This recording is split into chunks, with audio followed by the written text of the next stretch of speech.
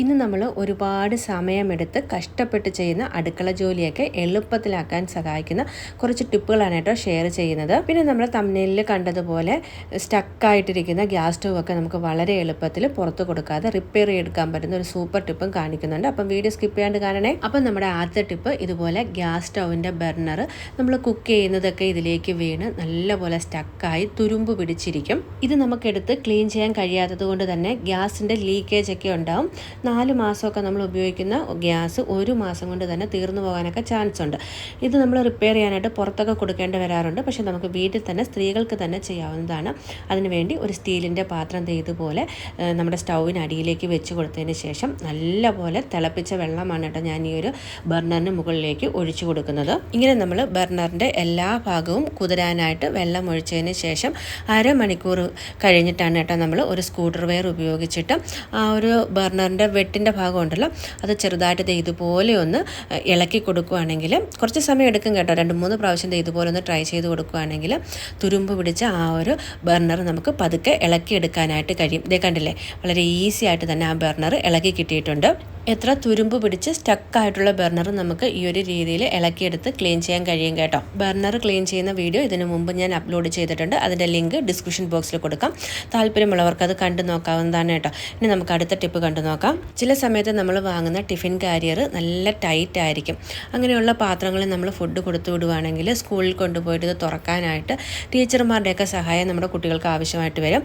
ഇങ്ങനെയുള്ള tiffin carrier വളരെ എളുപ്പത്തിൽ തുറക്കാനും അടയ്ക്കാനും പറ്റുന്നൊരു സൂത്രം കാണിച്ചു തരാം കേട്ടോ.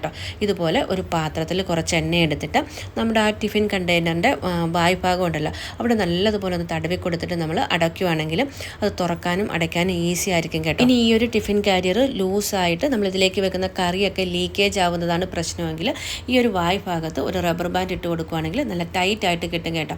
ഇപ്പം നമ്മുടെ ടൈറ്റ് ആയിട്ടുള്ള ആ ഒരു ടിഫിൻ കാരിയറിൽ എണ്ണ തേച്ച് കൊടുത്തപ്പോൾ അതേ കണ്ടില്ലേ, നമുക്ക് തുറക്കാനും അടയ്ക്കാനും ഒക്കെ വളരെ എളുപ്പമാവുന്നുണ്ട്. ഇതേ രീതി തന്നെ നമ്മുടെ അടുക്കളയിൽ മസാലകളൊക്കെ സ്റ്റോർ ചെയ്ത് വെക്കുന്ന പാത്രത്തിലും ചെയ്യാവുന്നതാണ് കേട്ടോ.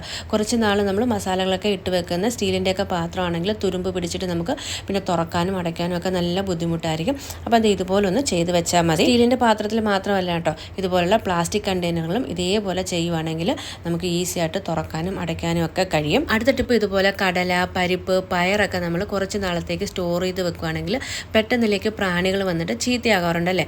അങ്ങനെ വരാതിരിക്കാനായിട്ട് നമ്മൾ ഏത് പാത്രത്തിലാണോ ഇത് സ്റ്റോർ ചെയ്യുന്നത് അത് നല്ലപോലെ തുടച്ച് വൃത്തിയാക്കി അല്ലെങ്കിൽ കഴുകി വെയിലത്ത് വെച്ച് ഉണക്കിയെടുത്തതിന് ശേഷം ഇതുപോലെ ഒന്ന് അരിച്ച് അതിന് ചെറിയ ചെറിയ തരികളുണ്ടാവും കേട്ടോ. ആ തരികൾ കളഞ്ഞതിന് ശേഷം സ്റ്റോർ ചെയ്ത് വെക്കുകയാണെങ്കിൽ കുറേ നാളത്തേക്ക് ഇതിലേക്ക് പ്രാണികൾ വരത്തില്ല. ഇതേ കണ്ടില്ലേ, ഇതുപോലുള്ള ചെറിയ പൊടികൾ നമ്മൾ കടയിൽ നിന്ന് വാങ്ങിക്കൊണ്ട് വരുന്ന സമയത്ത് തന്നെ പയറിലും അല്ലെങ്കിൽ കടലയിലും ഒക്കെ ഉണ്ടാവും കേട്ടോ. അത് നല്ല രീതിയിലൊന്ന് അരിച്ചതിന് ശേഷം നമ്മൾ ഏത് കണ്ടെയ്നറിലാണോ സ്റ്റോർ ചെയ്യുന്നത് അതിലേക്ക് ഇട്ട് കൊടുക്കാം. ഇനി ഇത് നമുക്ക് ഒരു 5-6 മാസത്തേക്ക് സ്റ്റോർ ചെയ്ത് വെക്കണം.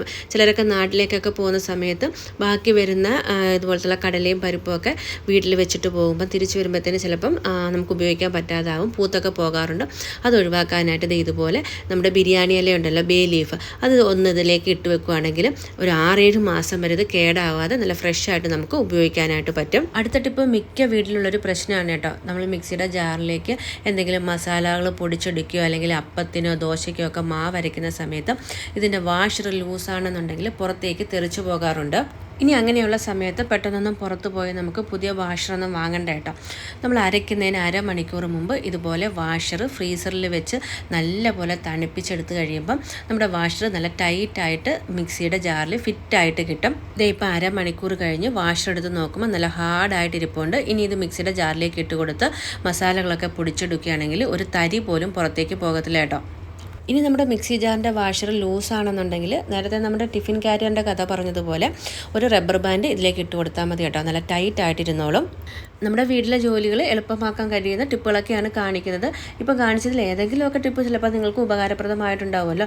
അങ്ങനെയാണെന്നുണ്ടെങ്കിൽ ഒരു ലൈക്ക് നൽകാനായിട്ട് മറക്കരുതേ. നമുക്കിനി അടുത്ത ടിപ്പ് കണ്ടു നോക്കാം. പാല് നമ്മൾ തിളപ്പിച്ചെടുത്ത് കഴിഞ്ഞാൽ പാൽപാത്രം വൃത്തിയാക്കാനായിട്ട് ചിലർക്കെങ്കിലും ബുദ്ധിമുട്ടായിരിക്കും. പാലിൻ്റെ പാടയും നെയ്യും ഒക്കെ പാൽപാത്രത്തിൽ പറ്റിപ്പിടിച്ചിട്ടുണ്ടാവും അല്ലേ. അത് ഒഴിവാക്കാനായിട്ട് നമ്മൾ പാല് തിളപ്പിക്കുന്നതിന് മുമ്പ് ഇതുപോലെ ഒരു 2-3 ടേബിൾ സ്പൂൺ വെള്ളം പാത്രത്തിലേക്ക് ഒഴിച്ച് കൊടുത്തതിന് ശേഷം പാൽ ഇതിലേക്ക് ഒഴിച്ച് തിളപ്പിക്കുകയാണെങ്കിൽ പാലിൻ്റെ പാത്രം വൃത്തിയാക്കാനായിട്ട് നമുക്ക് വളരെ എളുപ്പമായിരിക്കും കേട്ടോ.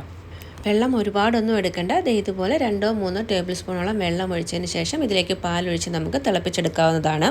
പിന്നെ നമ്മൾ പാല് തിളപ്പിക്കുമ്പോൾ ഉള്ള വലിയൊരു തലവേദനയാണ് കണ്ണൊന്ന് തെറ്റിക്കഴിഞ്ഞാൽ പാല് തിളച്ച് തൂകി സ്റ്റൗവിലേക്ക് വീഴുക എന്നുള്ളത്.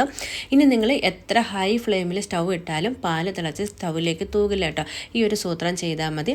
നമ്മുടെയൊക്കെ വീട്ടിൽ ചപ്പാത്തിയൊക്കെ തിരിച്ചിടാനായിട്ട് ദേ ഇതുപോലൊരു പക്കടം ഉണ്ടാവുമല്ലോ. ഇത് നല്ലതുപോലെ വൃത്തിയാക്കി പാല് തിളപ്പിക്കുന്ന പാത്രത്തിന് മുകളിൽ ദേ ഇതുപോലെ ഒന്ന് വെച്ച് കൊടുക്കുകയാണെങ്കിൽ എത്ര ഹൈ ഫ്ലെയിമിൽ പാല് ഇട്ട് നമ്മൾ ചൂടാക്കിയെടുത്താലും അത് തിളച്ച് പുറത്തേക്ക് തൂകില്ല. ദേ ഇതുപോലെ വന്ന് നിൽക്കത്തേ ഉള്ളൂ. കണ്ടില്ലേ, ഒരു തുള്ളി പാല് പോലും നമ്മുടെ സ്റ്റൗവിലേക്ക് വീണിട്ടില്ല. അപ്പോൾ ഇന്നത്തെ നമ്മുടെ വീഡിയോയിൽ കാണിച്ച ടിപ്പുകളൊക്കെ നിങ്ങൾക്ക് ഇഷ്ടപ്പെട്ടെങ്കിൽ എപ്പോഴും പറയുന്നത് പോലെ പ്ലീസ് നമ്മുടെ ചാനലൊന്ന് സപ്പോർട്ട് ചെയ്യാനായിട്ട് മറക്കരുത്. അതിനായിട്ട് സബ്സ്ക്രൈബ് ചെയ്യാനും തൊട്ടടുത്ത് കാണുന്ന ബെല്ലൈക്കൻ എനേബിൾ ചെയ്യാനും മറക്കില്ലല്ലോ.